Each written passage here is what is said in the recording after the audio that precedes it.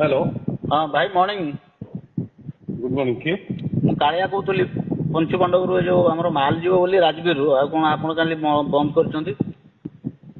नहीं नहीं राजवीर को स्ट्रिक्टली मना है कि ये नहीं ठीक है କିଏ ମନା କରିଛି ଷ୍ଟ୍ରିକ୍ଟଲି? दुर्गा ही मना करछि राजवीर ଦୁର୍ଗା ଭାଇ କିଏ? विधायक दिए ବିଧାୟକଙ୍କର ଏଥିରେ କ'ଣ ଭୂମିକା ଅଛି ମତେ ଟିକେ କହିଲ?